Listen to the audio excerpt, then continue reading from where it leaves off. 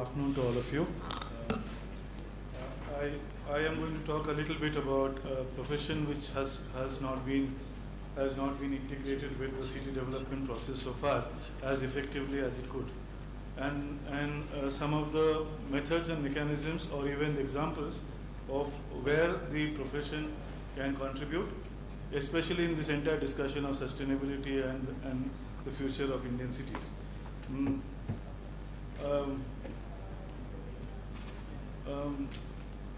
We have been talking since morning a little bit about making our city smart, and we also have been talking and hearing a little bit on how technology can become a very important interface in changing our cities from what it is now to what it will be. The photographs on your left, the first column on your left, shows what happened to cities when technology came in the form of the elevator, as a very important invention to be able to have mobility of people vertically rather than only horizontally. And that changed cities in very significant ways. And no longer cities were of the kind that was there before, and it became different. A second invention of technology happened in the second column, where we now say that we have a problem with.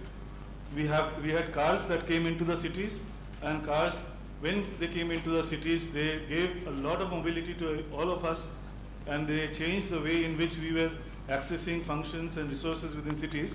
But it also created issues that today we are saying our cities are facing problems with, including travel time and all of it. So we might have many cars in our house, but we still have to negotiate all other cars in our city to be able to reach where we want to reach. So that also technology did, as a addition as well as a subtraction to the quality of life that we have enjoyed. The third column is the reality that our cities have always been with, irrespective of technology, that there have been people in our cities and the people grow. They do not remain the same, and it's not necessary that technology has been able to resolve every such dimension of people's occupation of cities. Now that's the reason why we are here, probably, to be able to understand how our systems of the cities need to be looked at more critically. I have just shortlisted 5 very important dimensions of what ails the cities today, and everybody talks about it. We have problems of infrastructure. We have problems of restricted mobility, not just about what to take from point A to point B, but who can access that choice of what to take from point A to point B. Can everybody move in the city, or is the city moving patterns only restricted to a few? And those people are probably the able-bodied male gentry of the city, much more than anybody else. Then obviously there is a question of environmental erosion. The more we talk about developing our cities, the greater is our problem of the environment that the cities have been, the problem of environment that the cities have been causing. We were also having problems of constrained engagement. And we know that our cities are not necessarily equally engaging for all, be it in terms of economic classes, be it in terms of gender, be it in terms of age group. There is a problem of engagement with our cities in terms of what we want the cities to be for ourselves and who can enjoy its facilities. And finally, I think more and more our cities are becoming places of negligible inspiration. Earlier they were. Earlier we would like to go to a city X or a city Y because the city inspires me to live a better life, to be more productive, to want to do more, and to enjoy some facilities that the city has. And it is especially true for the young who dreams of a future. And whether a city inspires the young or not is something that we have probably not been thinking too much, because we have always wanted to solve the next day's problem rather than think about how cities can be inspiring and motivating for everyone. Now, therefore, essentially, we have a situation where cities have compromised on their everyday living qualities. You know, there are experts and professionals who talk about the future, the grand imagined future 20 years later, and there are experts who talk about a lament about the past and our heritage. But very few people talk about what is it today, what is it happening at an everyday level that we can contribute with, and who can do this contribution, and how can this happen, so that the everyday life of the city can become a better life. Not after 20 years, but after tomorrow, or after a few years after tomorrow.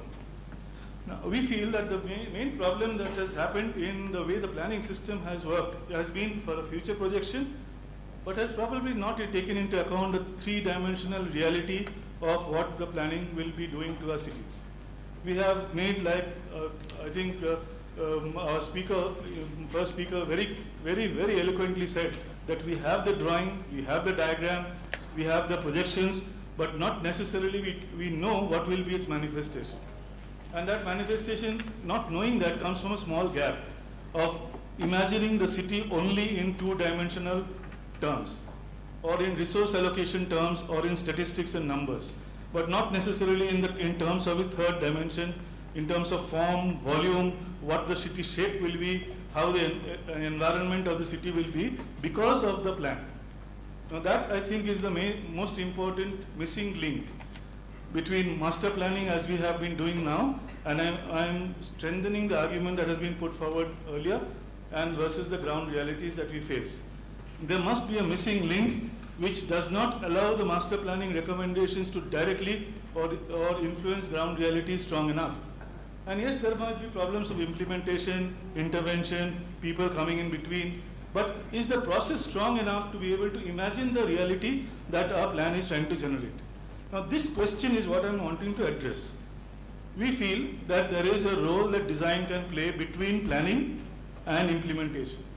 And this role of design, which is embracing the two very important aspects of utility, which most planners have been looking at, and art, which is about quality of existence and the appreciation of that, is something that designers can contribute the cities with.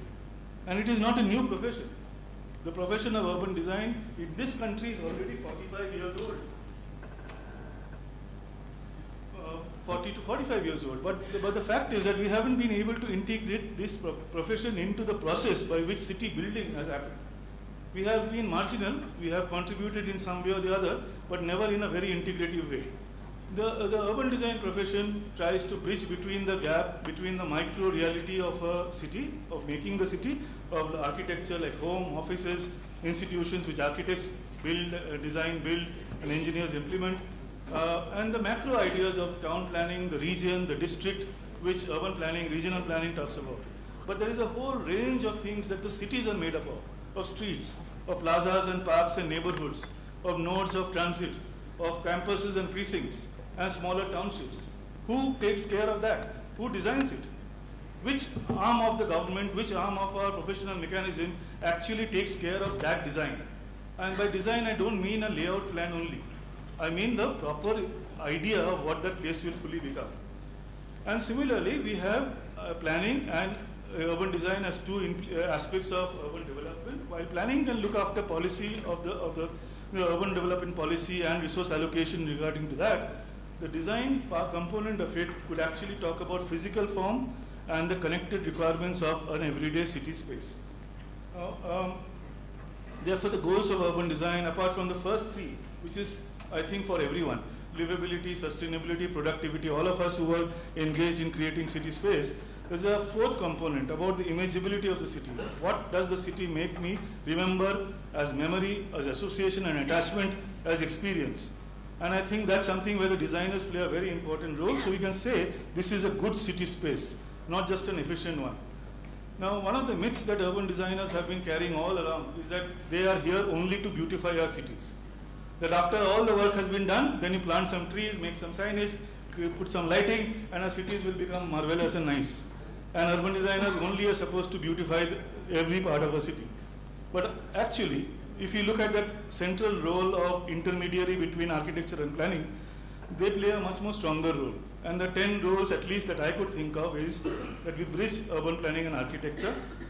We are able to imagine three-dimensional forms of the cities as manifestation of city vision, whatever the vision of the city could be, facilitating and guiding delivery of designed everyday spaces. When we can say this precinct or this street or this market area will be designed, the area around railway station will be designed. Somebody can design it. Then designing of the urban public realm, right from footpaths to everything, can be actually designed by urban designers. And then enabling urban transformation of brownfield areas, retrofitting urban infrastructure like the metro, redevelopment, renewal and regeneration of built up environments and precincts. Then there are a whole list of urban conditions which urban designers are equipped to do, and they're trained to do it.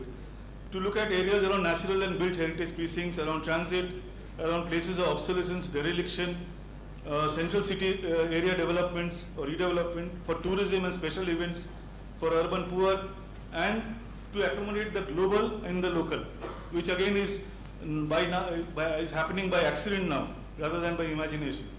Then we can create new centers of different kinds, and finally, on a very, very important level, they can contribute to directing rural urbanization, because they happen at smaller scales than large towns and metropolises. So we have a full agenda. I am not getting into the entire detail of it, but let me just say that the most important part of the agenda is the first one, where an urban designer is trained to understand and assess an existing built-up condition.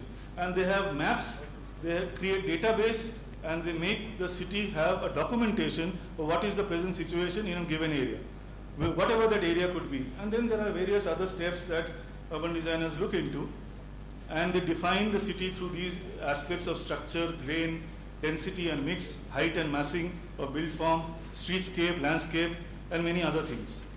Now, the reason why I'm putting up this chart is actually to see how well does the urban designer fit in, or urban design fit in. This is actually taken out from the idea that UDPAFI talks about creating special development plans. But if you bring it down to the level from 4th, 5th and 6th, from the ward level downwards, very little of those special development plans actually happen in reality. That's when the urban designer plays a very important role in creating ward level drawings, or city block level drawings, or street level drawings, and finally even into and also into the individual buildings and their surroundings. So within the planning process, if we go up the scale from the most basic, that is the street and the unit level, right up to the regional level, where the red line shows, is where the planner works. And then from the zonal development plan level downwards till the ward is when the urban designer really has a role to play, all designers. I wanted to show you only one case, which is, I'll just take 2 minutes about the city of Delhi and the way the city of Delhi has grown, and the metro actually creating this growth as a very important kind of trigger. And we have done studies along the 3 metro lines of the metro station. 30 stations have been studied to see the implication of how a metro influences the city. And we have understood the relationship between the metro and the city, looked at the strategies of structure planning around the transit areas, and then finally came out with solutions of what should happen around metro stations if they are put into a city in a certain way. And with this idea, we went to Navi Mumbai, where a transit station in and around 3 transit points, which is a railway station, an ISBT, and a metro station, was supposed to be proposed. And there was a usual allocation of a layout plan with plots demarcated for different functions, which we said was not enough. And it had to have a vision which has to combine the city and the community together. So there were separate schemes that were created for the same area, and each of the schemes had one very important part to address. How can we make hassle-free, barrier-free commutation between the modes, and how can the community come and enjoy that space apart from just commuting? And can this become an asset for the community at large? So you imagine the city space that is getting created and will be designed, and the surrounding community around that node can become integrated, and then a layout plan of a different kind gets created with a central space which is only for pedestrians and for free movement of people, children, other age groups, and the community along with the commuters. And then that is given 3-dimensional form, and also into landscape treatment and detailing, finally into the elements. All that is being conceived all together at one go. It is not being seen separately. The planners have done this, now somebody else will do it. It is all related to the larger planning vision of a transit-oriented place, resulting into a 3-dimensional reality. This is what I think can create some amount of a sense of continuity between what we imagine a plan to be and what our city realities can actually happen. There are many other examples and various scales, but I thought let us introduce to you the idea of urban design as an integral part of the planning process, and create urban design cadres, urban design cells, and there are plenty of urban design professionals now who can transmit the idea of the planning into a reality. It can also happen with community, and there are other questions that I can answer related to community participation, but that's what I think we should stop for right now. Thank you.